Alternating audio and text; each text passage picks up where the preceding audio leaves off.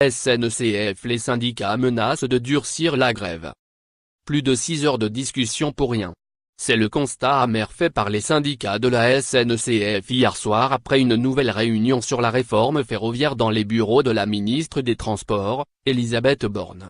La table ronde, qui devait notamment porter sur la dette de la SNCF, a été pénible et inutile, selon Laurent Brun, de la CGT Cheminots. Nous sommes fondés à dire que cette réunion a été une véritable mascarade dans laquelle la ministre s'est contentée de critiquer ou de faire des remarques sur les propositions des organisations syndicales, sans apporter elle-même de propositions et de contenu. Nous sommes donc extrêmement déçus de cette réunion et extrêmement mécontents que les revendications des cheminots n'aient pas été entendues, a-t-il fait savoir. La colère de la CGT était largement partagée par les autres syndicats à la sortie de la réunion. Le gouvernement refuse de repartir à zéro, a constaté Eric Santinelli, de Sudrail. Le gouvernement, l'État, avance à marche forcée pour essayer de nous asphyxier, a renchéri Roger Diansegé, secrétaire général de l'UNSA Ferroviaire. Les syndicats sont particulièrement déçus de n'avoir obtenu aucune avancée concrète sur l'avenir des 50 milliards d'euros de dette de la SNCF. Le gouvernement ne fait aucune annonce, aucune proposition, a dénoncé la CGT.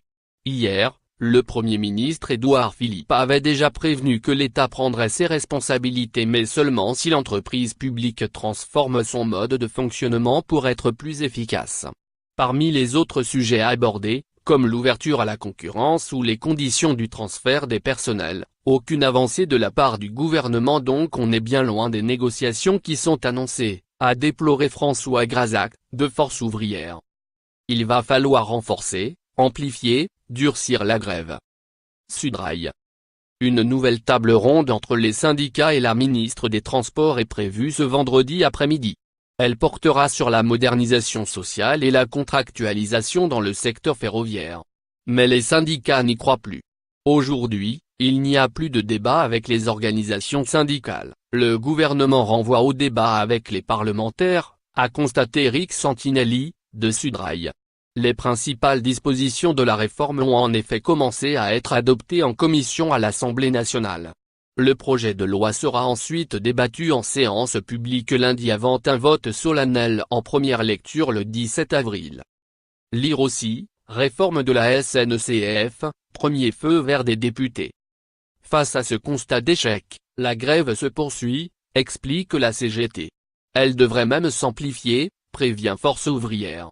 Pour Sudrail, il va falloir renforcer, amplifier, durcir la grève pour faire plier le gouvernement et arriver au bout des revendications.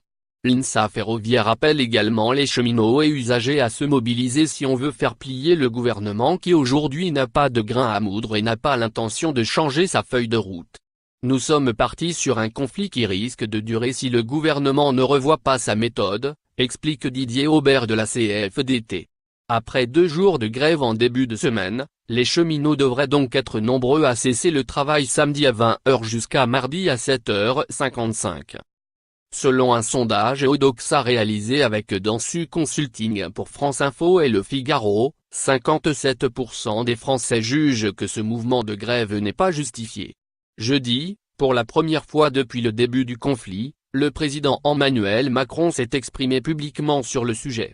Évoquant des protestations qui sont totalement légitimes et supposent un travail d'explication continu de la part du gouvernement, il a estimé que les mouvements sociaux ne doivent pas empêcher le gouvernement de gouverner.